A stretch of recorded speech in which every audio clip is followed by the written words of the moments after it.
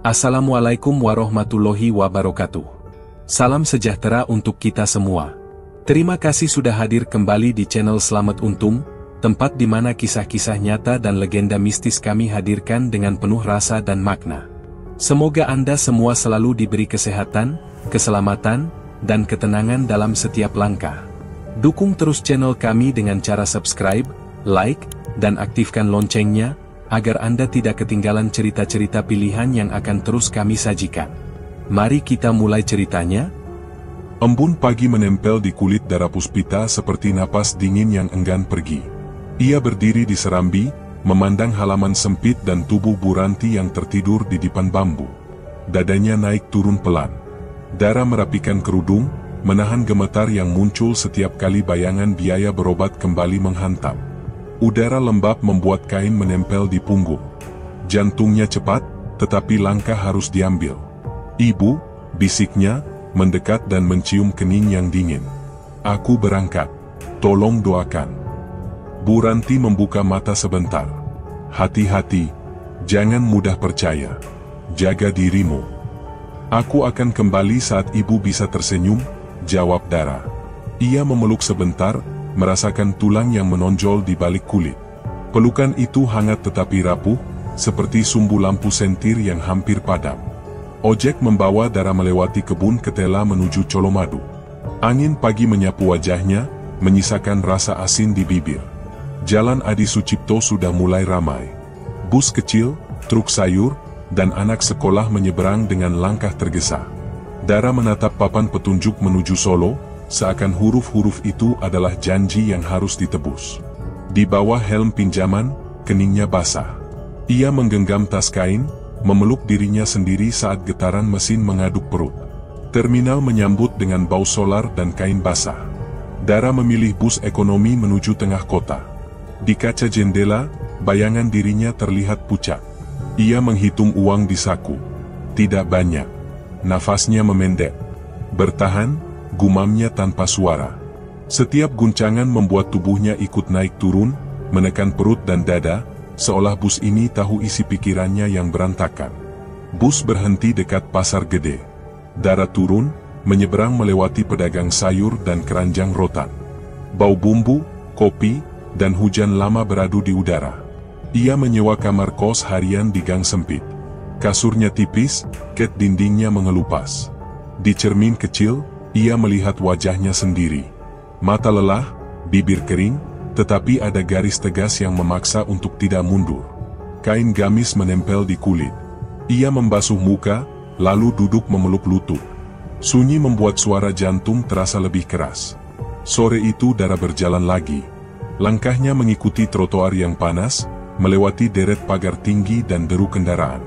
Ketika matahari turun, ia menemukan kawasan rumah besar dengan halaman bersih. Di salah satu pagar marmer, tergantung spanduk putih. Tulisan hitamnya sederhana. Dibutuhkan pembantu tinggal dalam. Gaji menarik. Makan dan tempat tinggal disediakan. Dara berhenti. Hawa di sekitar pagar lebih dingin, atau mungkin kulitnya yang terlalu peka. Tanyakan saja, batinnya. Satu pintu belum tentu bencana. Satpam mendekat. "Cari siapa?" "Ada lowongan. Boleh bertemu pemilik." "Silakan." Pintu pagar bergeser. Suara relnya panjang dan berat. Ruang tamu seperti akuarium cahaya. Lantai marmer licin. Udara wangi tipis, menempel di lidah. Seorang perempuan muncul dari koridor. Wajahnya halus, senyumnya rapi. "Saya Bu Retno. Kamu Darapuspita?" "Ya. Saya butuh pekerjaan.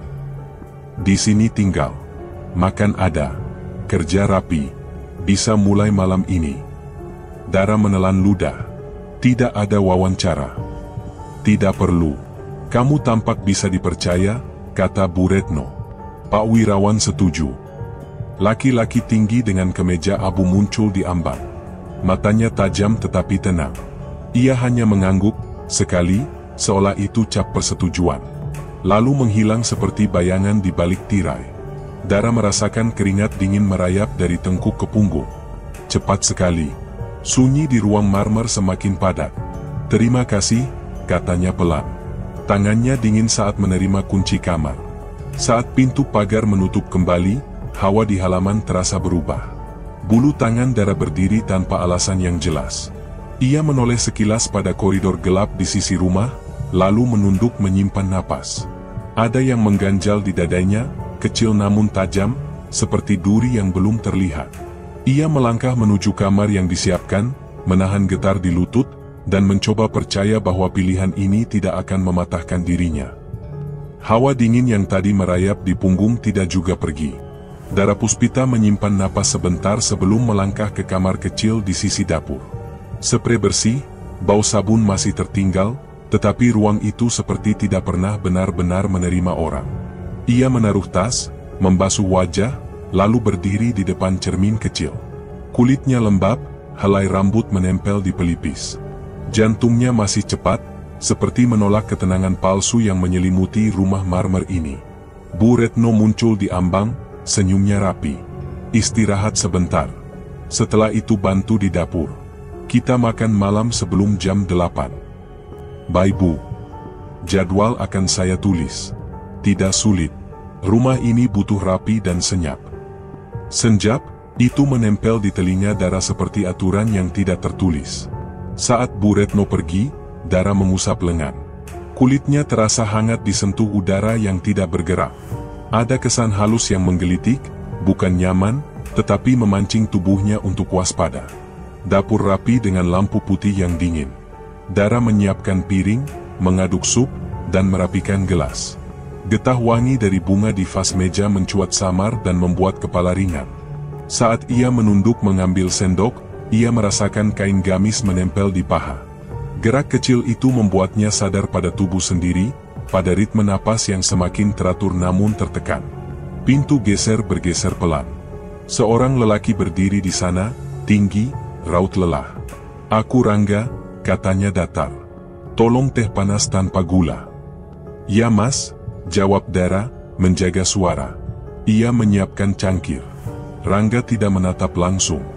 Bahunya tegang, kulit di bawah mata gelap. "Rumah ini selalu rapi," ucapnya seolah kepada dinding. "Rapi membuat nyaman," kata Dara. "Nyaman itu relatif." Rangga memegang cangkir, jari-jarinya dingin menyentuh pinggiran. "Kalau ada yang janggal, jangan pura-pura tidak tahu." Dara menoleh, tetapi Rangga sudah pergi, langkahnya cepat, bayangannya hilang di koridor. Seusai makan, seorang gadis muncul, rambut terikat, wajah pucat. "Aku Nindya." Suaranya hampir tidak terdengar. "Saya Dara." Nindya menurunkan pandang.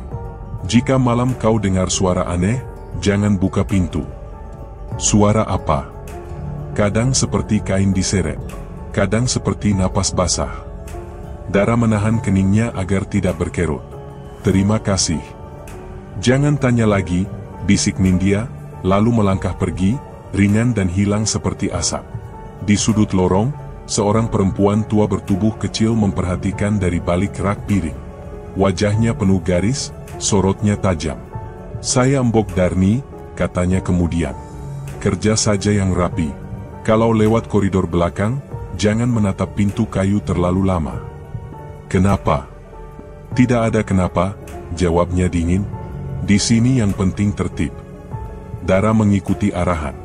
Ia mengepel lantai, mengelap gagang tangga, dan merapikan kain meja.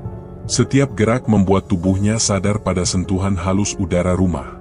Lantai marmer licin, dinginnya merayap ke telapak kaki. Saat ia menyeka pinggiran vas, ujung jarinya menyentuh air yang tertinggal. Sensasi dingin itu naik perlahan ke pergelangan, memancing bulu halus berdiri. Hening menekan. Dari ruang tamu, lukisan bayangan kera menatap, mata gelapnya mengambang seperti noda di kaca. Dara menahan diri untuk tidak memandang terlalu lama. Ia merasakan jantungnya bertalu, bukan karena lelah, tetapi karena sesuatu yang tidak bisa diberi nama berjalan pelan di bawah kulit. Malam turun tanpa suara. Rumah menjadi lebih tenang. Dara mandi air hangat, merapikan rambut, lalu berbaring. Sprei menyentuh paha dan perut seperti tangan tipis yang licin. Ia menarik selimut, mencari posisi yang membuat dada tidak terlalu kencang. Di luar, Jam dinding memecah sunyi dalam hitungan yang datar. Ia memejamkan mata, mencoba menyalakan doa pelan di kepalanya. Napasnya memanjang. Rasa hangat mengalir dari perut menuju dada, seakan tubuhnya sedang belajar percaya pada kasur asing ini. Pikiran Dara berpindah pada wajah Bu Ranti. Tangannya terangkat refleks, menyentuh tas kecil di bawah bantal. Ia menghitung uang seadanya, lalu menutup mata lagi. Di titik itu, rumah seolah mengubah suhu. Udara menjadi lebih padat. Dara membuka mata. Lampu kamar redup, garis cahaya dari celah pintu jatuh di lantai. Ia menoleh ke dinding, mendengarkan. Tidak ada angin. Tidak ada serangga. Hanya jantungnya sendiri. Kemudian bunyi itu datang pelan. Mula-mula seperti kain yang menyapu marmer. Lalu menjadi suara yang lebih berat. Seperti langkah tanpa niat, diseret dari ujung koridor menuju dekat kamar. Dara menahan napas. Kulit perutnya mengencang, tali halus di belakang lutut terasa ditarik. Ia menempelkan punggung ke dinding, telapak tangan dingin di atas selimut. Suara itu berhenti tepat di luar. Hening kembali menutup, tetapi hening yang lain. Hening yang menyentuh telinga dari dalam. "Siapa di luar?" tanya Dara pelan, suara hampir tidak keluar. Tidak ada jawaban. Ia menatap garis cahaya di lantai. Garis itu seolah bergetar. Dara menelan ludah, menutup mata, dan menahan diri agar tidak bangkit. Ia memusatkan diri pada ritme napas. Setiap hembus terasa panjang dan panas, setiap tarik seperti menarik benang dari dalam dada. Suara itu tidak kembali. Namun tubuhnya sudah tahu, malam ini rumah sedang terjaga. Dan ia belum tahu harus menaruh takutnya di mana. Sunyi yang menempel di telinga semalam masih tertinggal saat Dara Puspita bangun. Keringat tipis di lehernya belum hilang. Ia duduk di ranjang, menarik napas pelan, lalu memaksa tubuh bergerak menuju dapur. Air hangat menyentuh kulit tangan dan membuatnya sedikit tenang. Ia ingin bekerja cepat agar pikirannya tidak kembali ke garis cahaya di bawah pintu dan langkah yang diseret itu. Pagi bergerak dengan tugas sederhana. Dara mengelap meja makan marmer. Di sudut dekat vas, matanya menangkap noda merah gelap seukuran kuku. Warnanya pekat, tidak seperti saus atau buah. Ia mengusap sekali. Noda itu memudar, lalu hilang tanpa bekas. Dara menahan telapak di atas marmer yang dingin. Ada rasa halus yang naik dari permukaan, seperti sesuatu baru saja dilepas. Dadanya mengetuk pelan. Bu Retno masuk, membawa piring kecil. "Kamu sudah sarapan?" "Belum, Bu. Saya lanjutkan dulu." "Tolong ganti taplak ruang tamu. Jangan pindah lukisan. Biarkan tetap seperti itu." "Baik, Bu." Nada Bu Retno tenang, tetapi ada jarak yang mengeras, seolah kalimat itu lebih dari sekadar perintah. Ruang tamu seperti galeri yang ditahan napas. Dara mendekati lukisan di dinding. Bayangan kera berdiri di tengah latar gelap. Matanya tidak digambar merah, tetapi ada titik hitam yang memantul. Dara merasa ditatap walau ia tidak bergerak. Kulit di lengan halusnya meremang. Ia menunduk, mengganti taplak meja, lalu berdiri lagi. Titik itu tetap menghadapnya. Bukan mata yang berkilat, tetapi tatap yang menempel. Dara memalingkan wajah dan mengatur napas agar tidak patah. Saat ia ke dapur untuk mengambil kain, bau amis datang begitu saja. Tipis, seperti diseret angin dari ruangan lain. Dara berhenti. Bau itu mengisi hidung lalu turun ke lidah. Ada rasa besi yang diingat tubuhnya. Ia mencari sumber, membuka lemari kecil, memeriksa tempat sampah, tidak ada apa-apa. Dalam hitungan detik bau itu lenyap. Udara kembali netral. Dara memegang pinggiran meja agar tidak goyah. Ia sadar kakinya dingin. Langkah kecil mendekat. Embok Darni berdiri di pintu dapur. "Kau pucat. Ada yang salah. Ada bau tidak enak." Lalu menghilang. Embok Darni menatap tajam lalu menurunkan suara. "Kalau ada yang begitu, jangan diikuti. Kerja saja." Di meja makan tadi ada noda. Hilang sendiri. Jangan ditanya. Di rumah ini, kalau ada yang hilang, biarkan hilang. Dara menelan. Kalau malam nanti ada suara lagi, jangan buka pintu, potong Embok Darni. Kalau lewat koridor belakang, Jangan menoleh ke pintu kayu. Pandang lurus. Selesaikan tugas. Itu saja. Menjelang sore, rumah kembali rapi. Dara menyapu koridor yang panjang. Di ujung, pintu kayu berdiri. Catnya tua, gagangnya berat. Dara merasakan dorongan untuk melihat lebih lama, sekadar memastikan tidak ada yang janggal. Ia menahan diri. Sapu bergerak pelan, seratnya menyentuh lantai dengan suara halus. Hawa di koridor lain dari ruangan lain, lebih dingin, seperti di bawah tanah. Ia mempercepat gerak agar cepat selesai. Rangga melintas dengan langkah terburu. Jangan sendirian di koridor itu terlalu lama. Saya hanya menyapu. Rangga menatapnya sekejap. Kadang rasa tidak enak itu bukan perasaan. Dara ingin bertanya, tetapi bibirnya kaku. Rangga sudah hilang, menyisakan bau parfum yang samar dan rasa gelisah yang sulit diberi nama. Malam menuruni rumah dengan pelan. Dara merapikan selimut di kamar. Lampu sengaja dibuat redup agar matanya tidak cepat lelah. Saat ia duduk, kain tidur menempel pada kulit perut yang hangat. Jantungnya memukul dinding dada. Ia menarik napas panjang, mencoba menstabilkan irama tubuh. Saat mata hampir menutup, bau amis itu datang lagi. Lebih tipis, lebih dekat, seperti menempel di rambut. Dara bangkit setengah, lalu duduk kembali. Di antara rasa takut dan kebutuhan, ia memilih diam. Ia butuh pekerjaan ini. Ia butuh uang untuk ibunya. Ia memeluk dirinya sendiri di bawah selimut. Tangan kanannya mencari tas kecil di bawah bantal dan menyentuh ujung kain di dalamnya. Sentuhan itu membuat tubuhnya sedikit tenang, walau tidak menghapus jantung yang berlari. Di luar, jam dinding memukul 3 ketukan yang lambat. Lalu hening merayap dari lorong. Dara menajamkan telinga. Tidak ada langkah. Hanya udara yang berubah padat. Kulitnya terasa seperti disentuh dari jarak yang tidak ada. Rambut halus di leher bergeser sendiri. Dara ingin memanggil, tetapi suaranya tertahan.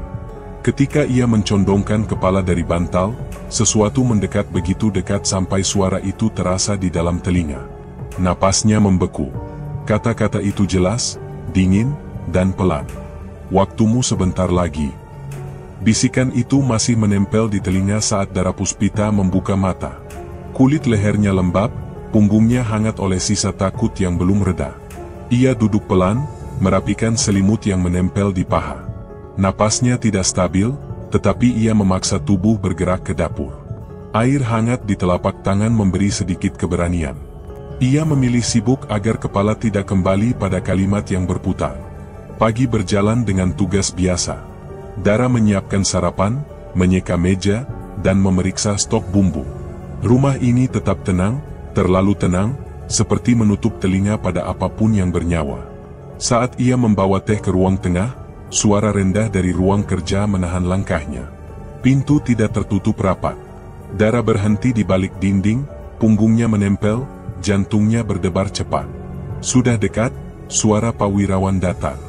Kita tidak boleh gagal. Kau yakin waktunya tepat? Suara Bu Retno pelan. Ini malam yang ditunggu. Semua sudah disiapkan. Jangan merusak ritme.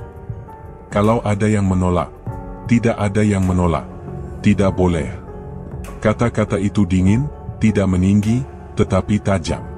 Dara menahan napas sampai dada terasa sempit. Kulit di lengannya meremang, seperti disentuh jarum halus. Ia mundur selangkah, memilih kembali ke dapur, tetapi tubuhnya lebih sadar pada tiap geser kain di pinggul, pada keringat yang membuat pakaian menempel di kulit. Detil kecil itu membuatnya merasa telanjang oleh udara yang tidak ia kenal. Siang bergeser ke sore. Rangga muncul di ambang dapur, wajahnya penat, rambutnya sedikit berantakan. Ia memandang cangkir yang belum terisi lalu menatap Dara singkat. Kau baik-baik saja. Aku bekerja seperti biasa. Aku tahu kau mendengar sesuatu. Aku tidak mengerti, jawab Dara, menahan nada. Rangga menekan pelipis. Kalau kau merasa tidak aman, sebaiknya ia terdiam. Lupakan. Anggap saja aku tidak bicara. Ada apa sebenarnya? Tidak semua hal boleh disebut, katanya, lalu pergi begitu saja, meninggalkan aroma parfum yang cepat menguap. Dara berdiri diam beberapa detik. Ia merasa tubuhnya memanas dan mendingin bersamaan. Pilihan sederhana tiba-tiba menjadi berat. Pergi berarti kehilangan tenaga dan biaya untuk ibunya.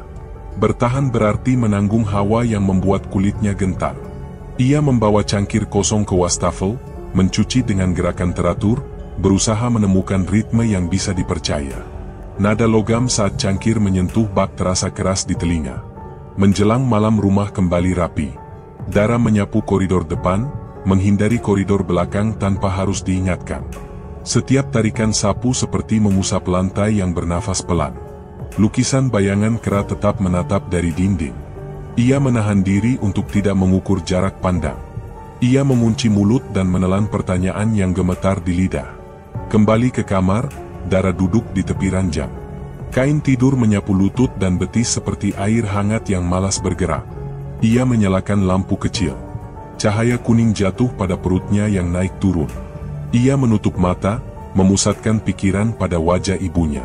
Uang di saku belum cukup. Ia harus bertahan setidaknya beberapa hari. Ia berbaring, menempelkan pipi pada bantal, dan membiarkan napas panjang memotong sisa hari. Tidur datang terlambat. Saat akhirnya kelopak mata berat, Dara mendapati dirinya berjalan di tempat yang ia kenal tanpa benar-benar mengenal. Lantai dingin, tembok gelap, udara berat. Dari ujung lorong, seorang lelaki tua berpakaian sederhana mendekat, langkahnya tenang. Wajahnya jernih, tatapannya dalam. Dara tahu namanya sebelum mulutnya menyebut. Mbah Bahuwirya. Jangan takut, suaranya hangat. Pegang doamu. Jangan panik. Saya bingung. Apa yang harus saya lakukan? Jaga napas. Jaga hati. Doa itu pakaianmu. Apakah saya akan selamat? Jangan bertanya itu, katanya lembut. Yang perlu kau lakukan adalah berdiri dan tidak gentar. Dara ingin mendekat, tetapi cahaya di sekeliling Mbah Bahuwirya menipis seperti kabut yang ditarik. Mbah, jangan pergi, bisiknya, dada tercekik. Pegang doamu, ulangnya, lalu sosok itu memudar. Dara terbangun dengan peluh di pelipis. Kamar sunyi, lampu kecil masih menyala. Ia menatap langit-langit, menggenggam kain di bawah bantal, dan berusaha merapikan napas. Antara ingin pergi dan harus bertahan, dadanya terasa sempit. Malam itu tidak mengganggu, tetapi hawa rumah tetap dingin. Ia memejamkan mata lagi, tidak untuk tidur, melainkan untuk menahan gemetar yang terus merayap dari dalam. Napas Dara Puspita belum sepenuhnya teratur sejak terbangun dari mimpi itu. Kulitnya masih lembab, lehernya hangat, dan dada sesak oleh rasa yang tidak punya nama. Ia duduk di tepi ranjang cukup lama, lalu memaksa diri berdiri. Kakinya ringan tetapi kosong, seperti berjalan di lantai yang menarik tenaga dari telapak. Ia ke dapur, menyalakan air panas, dan mengatur piring. Setiap suara kecil terdengar berlebihan seakan rumah ingin mengingatkan bahwa hari ini berbeda. Pagi habis tanpa banyak kata. Menjelang sore, sunyi merapat. Udara di koridor belakang lebih dingin dari ruang lain. Saat Dara Puspita melewati pintu kayu itu, getar halus merambat ke gagang. Ia berhenti setengah langkah. Urat di pergelangan tangan menegang sendiri. Dari balik kayu, ada suara seperti napas ditahan lama lalu dikeluarkan perlahan. Bukan angin. Bukan hewan. Napas itu berat dan basah, menyentuh telinga tanpa harus dekat. Bu Retno muncul dengan baki kecil. Di atasnya ada kendi tanah liat dan gulungan kain putih. Kau selesai menyapu? Sudah, Bu. Besok banyak tamu. Rumah harus bersih. Tolong jangan melintas koridor ini setelah malam. Kenapa, Bu? Tidak ada kenapa. Tertib saja, jawabnya datar. Mata Bu Retno tidak tajam, tetapi juga tidak hangat. Ia menempelkan jari pada kain putih seakan mengukur halusnya. Kalau dengar sesuatu, abaikan. Dara mengangguk dan mundur. Saat ia berbalik, kain gamis menempel di sisi pinggul, membuatnya sadar pada hangat tubuh sendiri. Perasaan itu bukan nyaman. Lebih seperti kesadaran tiba-tiba bahwa kulitnya adalah batas terakhir antara dirinya dan udara rumah yang dingin. Di dapur, Embok Darni memotong sayur dengan pisau kecil. Kau lewat belakang. Iya, Embok. Jangan terlalu dekat pintu kayu. Malam ini jangan iseng. Ada apa sebenarnya? Embok Darni menatap tajam lalu menurunkan suara.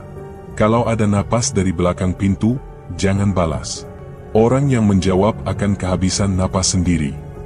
Kalau bau amis datang lagi, ambil garam, gosok telapak tangan, cuci. Lalu kerja lagi. Jangan diam terlalu lama. Senja menekan kaca jendela. Lampu ruang tamu menyala. Lukisan bayangan kera tampak lebih gelap ketika cahaya buatan menggantikan matahari. Titik hitam di bola mata lukisan itu seakan bertambah dalam. Dara memalingkan wajah, mengelap meja, dan menyembunyikan getar di ujung jari. Jantungnya mulai cepat tanpa ia minta. Ia mencuci tangan dengan sabun, tetapi aroma sabun kalah oleh sesuatu yang tipis dan metalik. Bau itu datang sekejap lalu hilang, meninggalkan kepala ringan. Menjelang malam, Dara lemas. Makan malam masuk sedikit, air hangat membantu. Ia kembali ke kamar lebih cepat. Saat menutup pintu, ia bersandar. Kain tidur menyentuh bahu, menuruni punggung, lalu jatuh di pinggul. Sentuhan itu membuatnya menarik napas lebih panjang. Bukan karena ingin nyaman, tetapi untuk meyakinkan diri bahwa tubuhnya masih miliknya. Ia duduk bersila di ranjang. Tangan mengusap tas kecil di bawah bantal, menemukan benda yang selama ini disimpan. Bibirnya bergerak pelan membaca doa yang diingat dari ibunya. Kalimatnya pendek-pendek, tetapi menempel rapi di lidah. Setiap pengucapan memberi jarak tipis antara dirinya dan rasa takut. Ia mengulang. Hembus, tarik, hembus, tarik. Dada mulai lebih tenang, meski lutut tetap dingin. Di luar kamar, koridor memanjang tanpa suara. Jam dinding memukul 3 ketukan. Setelah itu, ada diam yang baru. Pintu kayu di ujung belakang bergetar sangat halus. Tidak terdengar, tetapi terasa sampai ke gagang pintu kamar. Napas berat lagi-lagi datang. Kali ini tidak jauh. Seolah merambat di lantai menuju arahnya. Dara Puspita menahan diri untuk tidak bergerak. Ia memperkuat bacaan, menempelkan punggung ke dinding, dan memejamkan mata agar tidak mencari sumber. Dara, suara Rangga memecah dari luar kamar, rendah dan cepat. Kunci pintumu. Sudah terkunci, jawabnya pelan. Kalau ada suara seperti orang menahan napas, jangan jawab apapun. Aku mengerti. Langkah Rangga menjauh. Hanya itu. Tidak ada penjelasan. Tidak ada alasan. Waktu menjadi padat. Udara menekan kulit seperti selimut basah. Doa di bibir Dara tidak putus, tetapi suara dari belakang pintu kayu seperti semakin yakin pada dirinya. Kendi tanah liat yang dibawa Bu Retno tadi siang terlintas di kepala. Kain putih juga terlintas. Semua benda itu terasa seperti alat yang tidak ia pahami.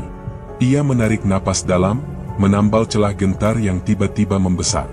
Lampu kamar meredup. Mungkin listrik menurun, mungkin hanya matanya yang buram. Ketika Dara Puspita mendongak, garis cahaya dari celah pintu tampak berubah bentuk. Ada bayangan yang memutus garis itu. Tinggi, gelap, diam. Ia tidak mendengar langkah. Hanya melihat bentuk di ambang pintu, berdiri setia pada gelapnya. Bentuk itu seperti kera besar yang berdiri miring, bahu melebar, dan kepala menunduk sedikit. Dara Puspita tidak memanggil siapapun. Ia merapatkan lutut, kedua tangan di atas perut, dan menjaga doa agar tidak runtuh. Jantungnya menghentak seperti dipukul dari dalam. Udara yang ia hirup terasa lebih berat dari tadi. Siluet itu tidak bergerak dan tidak berbunyi.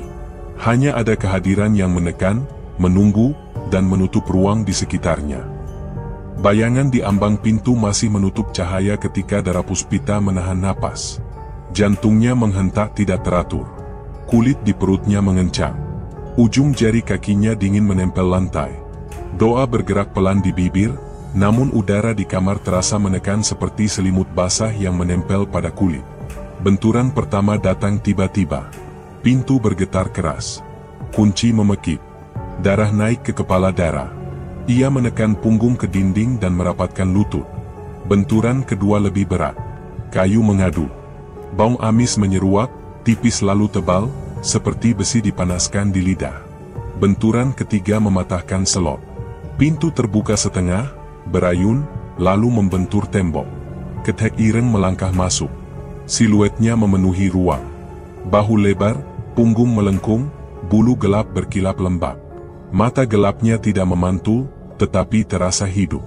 Nafasnya berat dan dalam, mendorong udara keluar masuk seperti belalai besar yang menyedot.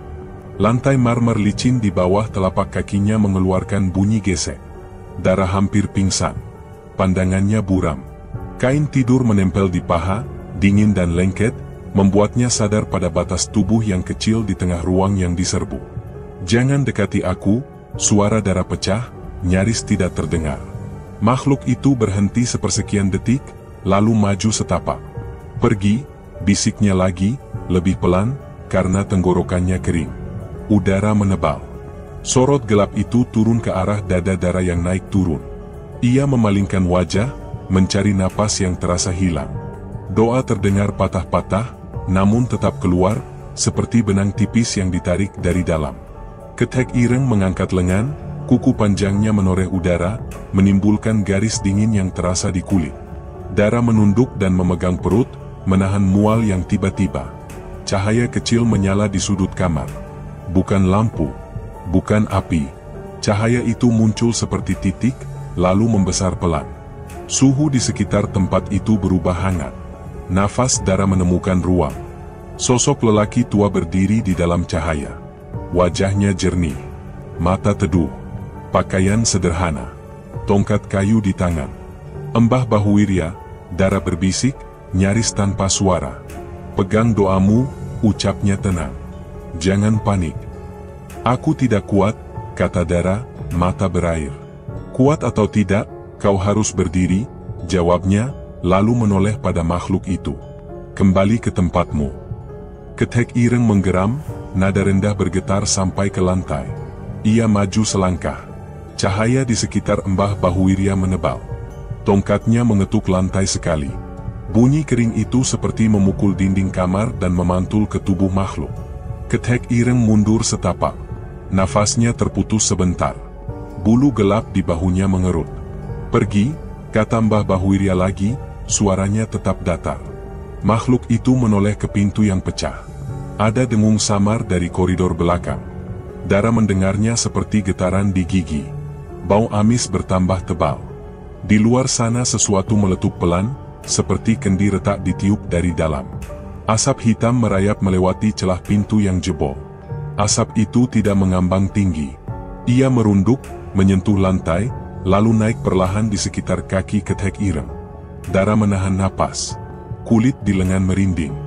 Asap itu membelit betis dan paha makhluk, lalu menyatu ke dada dan bahu. Mata gelapnya menjadi lebih dalam. Nafasnya bertambah berat, tetapi kuat. Lantai berderit di bawah telapak kakinya. "Mundur," kata Mbah Bahuwirya, mengangkat tongkat setengah. Darah menggenggam kain di bawah bantal dan menegakkan punggung. Doa kembali menemukan irama. Namun asap terus menyatu, seperti mencari rumahnya. Ketek Ireng menurunkan kepala, bahu melebar. Ruang di antara mereka mengerut. Udara kembali menekan kulit, dingin dan kental, menutup seluruh kamar tanpa suara.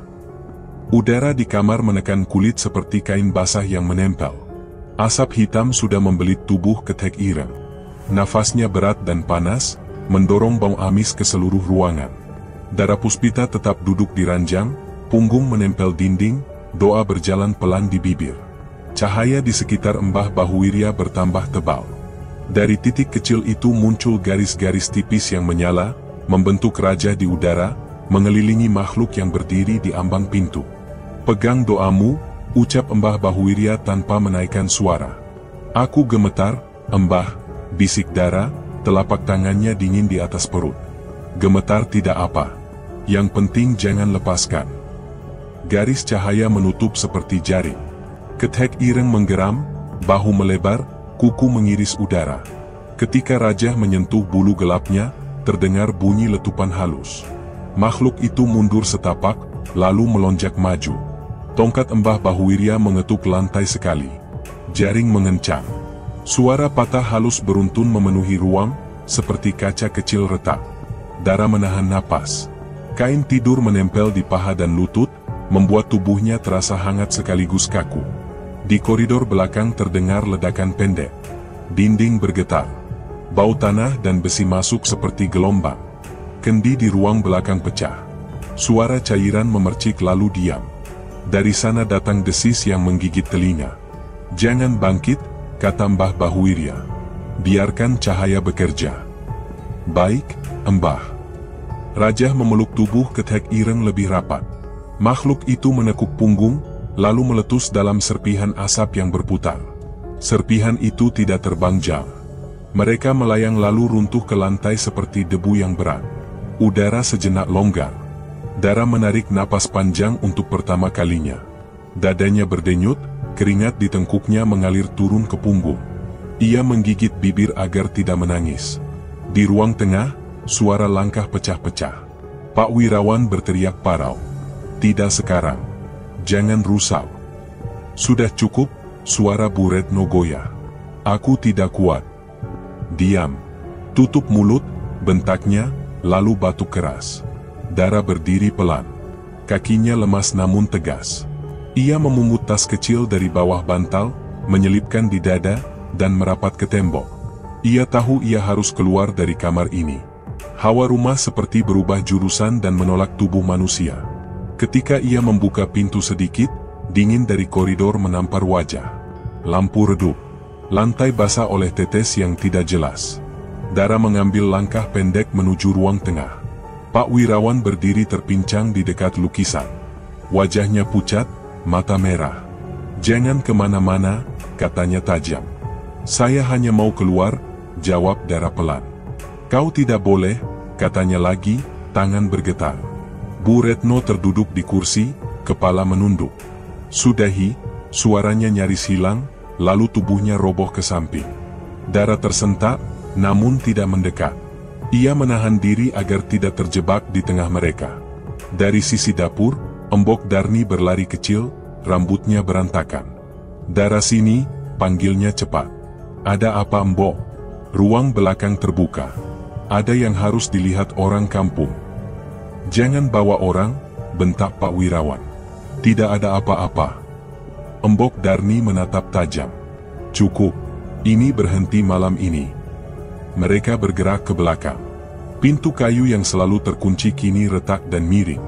Di dalam, lantai kusam dengan sisa kain putih, bekas cairan mengering, dan pecahan kendi yang masih hangat.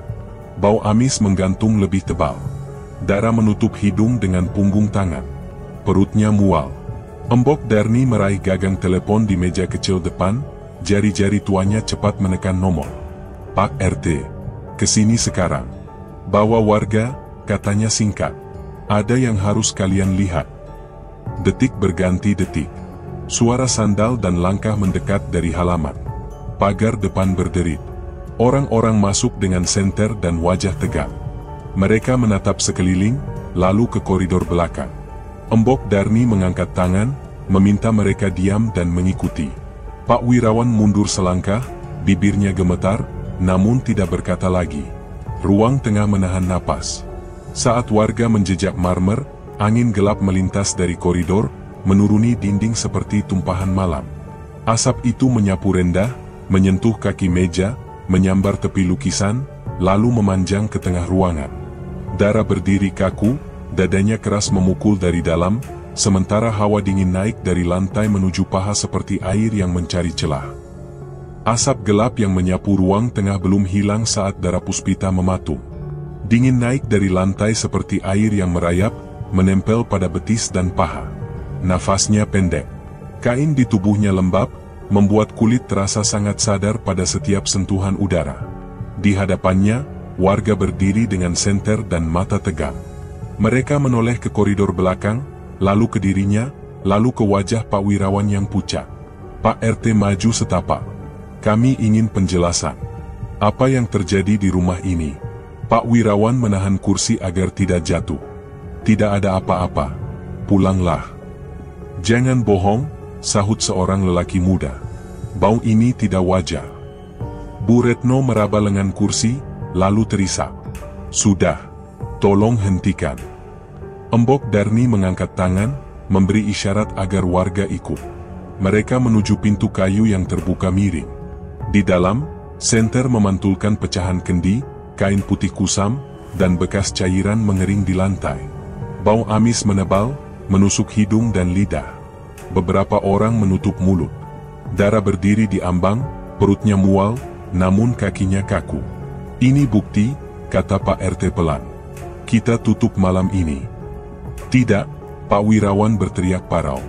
"Kalian tidak paham." Seorang ibu mengangkat senter ke wajahnya. "Kami paham lebih dari cukup." Langkah lain terdengar di tangga.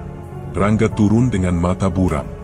Nindya muncul di belakang, memegang dinding agar tidak jatuh. Mereka berhenti saat melihat kerumunan. Wajah Rangga kosong. "Sudah telat," gumamnya hampir tanpa suara. Nindya menggigil, bibirnya gemetar. Asap gelap yang tadi memanjang kini bergerak rendah, menyisir lantai seperti embun hitam. Ia menyentuh ujung gaun Nindya, lalu hilang. Gadis itu mengerang pendek dan ambruk di tangga. Rangga mencoba memapah, tetapi lututnya lepas, tubuhnya jatuh menyamping. Warga menjerit tertahan. "Menjauh," seru Pak RT. "Beri ruang." Dua lelaki mengangkat Nindya ke kursi. Seorang lagi memapah Rangga ke karpet. Kulit mereka dingin. Dada Dara menegang melihat kepala Nindya terkulai. Keringat dingin menyusuri punggung Dara dengan cepat. Ia ingin mendekat, tetapi Embok Darni menarik pergelangannya. "Jangan di sini," bisik Embok Darni. "Kau harus pergi. Aku tidak bisa meninggalkan mereka. Kau harus hidup dulu, lalu pikirkan yang lain." Dara menelan, lalu mengangguk. Sentuhan tangan Embok Darni hangat dan tegas, menggeser Dara dari pinggir karpet menuju lorong ke samping rumah. Di belakang, keributan memuncak. "Kau yang bertanggung jawab," suara lelaki muda menghantam ruang. "Aku akan jelaskan," kata Pak Wirawan, namun suaranya pecah. "Ini demi apa?" potong Pak RT. "Demi siapa? Lihat anak-anakmu." Bu Retno meratap lebih keras. "Ampuni kami. Tolong, ampuni." Dara melangkah sempoyongan. Kakinya basah oleh tetes yang tidak ia kenali. Pintu samping dingin saat disentuh. Ia menempelkan punggung sebentar, mencoba menarik napas panjang. Dada naik turun, menggigit udara yang terasa berat. Sensasi hangat dari tubuhnya sendiri bertabrakan dengan dingin malam, menimbulkan gemetar yang merambat dari perut ke paha. Ia tidak menoleh ke dalam. Ia memilih bergerak. "Pergi sekarang," dorong Embok Darni. "Jangan kembali malam ini." "Terima kasih," ujar Dara pelan. "Selamatkan dirimu." Dara menuruni undakan halaman dan melewati kebun kecil yang gelap. Di depan, pagar besar terbuka sebagian. Warga lain sudah berjaga di luar. Mereka menatapnya sebentar, lalu menoleh lagi ke rumah. Pintu gerbang digeser penuh. Gembok dipasang. Tangan-tangan menekan palang kayu, memastikan tidak ada celah. Dara berdiri di trotoar, memeluk tas kecil di dada. Angin malam menyapu wajah, membawa sisa bau besi yang tipis. Kulitnya merinding. Suara dari dalam rumah masih ada, tapi jauh, seperti ditarik ke sumur. Bukan jerit, bukan tawa, hanya bunyi ganjil yang bergerak pelan di balik dinding marmer. Dara menahan napas beberapa detik, lalu mengembuskannya pendek. Ia tidak berkata apa-apa. Ia hanya melangkah menjauh sementara rumah di belakangnya tertutup rapat dan tetap berbisik samar dalam gelap. Suara ganjil dari rumah marmer itu masih membekas ketika Dara Puspita sampai di depan pintu kayu rumah ibunya. Nafasnya pendek. Kakinya ringan tetapi gemetar. Ia mengetuk pelan. Pintu terbuka. Bu Ranti berdiri dengan baju rumah yang longgar dan mata lembut yang selalu ia ingat. Dara menahan tangisnya sampai tenggorokan perih, lalu memeluk. Tubuh ibunya hangat dan kurus, tetapi pulang membuat dada terasa utuh. "Kau baik-baik saja." "Aku pulang, Bu." "Syukurlah. Masuk. Duduk. Minum dulu." Dara menata bantal, menyiapkan air, lalu menggosok punggung ibunya perlahan. Sentuhan itu membuat kulitnya sadar betapa lama ia menahan takut. Malam pertama, lampu minyak menyala kecil. Dara duduk bersila, tas kecil di pangkuan, bibirnya membaca doa pendek yang ia hafal sejak kecil. Kata-kata itu tidak indah, tetapi rapi. Setiap huruf memperbaiki napas. Setiap hembus menyingkirkan sisa bau besi yang menempel di kepalanya. Rasa hangat bergerak dari perut ke dada, seperti tubuh kembali mengenali rumah. Trauma tidak pergi. Ia hanya diam di pinggir. Kadang saat air mendidih atau pintu menutup, jantungnya melompat. Dara memejamkan mata, memegang tas kecil, dan mengulang doa sampai detak hati kembali normal. Pagi ia mencuci, menjemur, merapikan buku doa lama milik buyut. Siang ia memasak sayur bening. Sore ia mengganti kain di meja kecil. Malam ia duduk lagi, menutup hari dengan kalimat yang sama. Suatu pagi, ia berjalan di tepi Bengawan Solo. Airnya luas dan tenang. Udara lembab, lembut di kulit. Dara menatap arus pelan, lalu melangkah menyusuri tepian yang basah. Hatinya masih mudah terkejut, tetapi tidak lagi berlari. Ia menarik napas panjang, mengisi paru-paru dengan udara yang tidak menakutinya. Keringat halus muncul di leher. Ia membiarkannya. Tubuhnya hidup. Jiwanya belajar berdiri. "Ibu," kata Dara saat pulang. "Aku ingin membantu orang." "Kalau itu membuat hatimu tenang, lakukan," jawab Bu Ranti. "Tapi jangan lupa menjaga diri." "Aku ingat. Doa itu pakaianmu. Pakailah setiap hari." Dara mengangguk. Kata-kata ibunya menempel lebih kuat dari luka yang masih basah. Kabar tentang rumah marmer menyebar cepat. Orang membicarakan pagar yang digembok dan suara yang kadang muncul malam hari. Dara tidak ikut. Ia menyiapkan sarapan ibunya dan menata hari. Ketika ke pasar membeli sayur, ia melihat seorang ibu muda duduk di lantai, memeluk anak yang demam. Wajah ibu itu panik. Mata mereka bertemu. Dara berhenti. Jantungnya berdetak lebih kencang, tetapi tidak berantakan. Ia menaruh kantong belanja di samping dan berjongkok. "Boleh saya bantu? Anak saya panas. Saya takut." Tarik napas. "Tenang dulu. Kita cari air dan kain." Tangan Dara dingin dan mantap. Ia memeriksa dahi anak itu, mencari air, dan menutup kening kecil itu dengan kain basah. Bibirnya membaca doa pendek, sangat pelan, hanya untuk dirinya sendiri. Mata ibu muda itu berkaca-kaca. Anak itu berhenti merintih. Dara menatap wajah kecil yang melemah, lalu menoleh pada ibunya yang sedang menunggu di rumah dalam ingatan. Ia berdiri pelan. Langkahnya tidak gemetar lagi. Malam tiba tanpa suara. Dara menutup jendela, memeluk ibunya, lalu duduk di lantai. Doa berjalan seperti air, tenang dan terus mengalir. Di luar, kabar dan takut berputar seperti angin yang tidak tahu arah. Di dalam, ia memilih diam yang utuh. Hidup tidak menghapus gelap, tetapi memberi ruang untuk berdiri. Ketika lampu padam, Dara Puspita menutup mata, memegang amanah di dada, dan membiarkan sunyi terakhir malam itu menyatu dengan napasnya sendiri. Terima kasih sudah menemani sampai akhir cerita malam ini. Kehadiranmu berarti, bukan sekadar angka, tapi nyawa bagi channel ini. Jika kisahnya berkesan, sisakan jejak di komentar, bagikan ke teman, dan dukung kami dengan subscribe serta lonceng aktif. Semoga langkahmu dilancarkan, hatimu dijaga, dan istirahatmu tenang malam ini. Sampai jumpa di kisah berikutnya. Wassalamualaikum warahmatullahi wabarakatuh.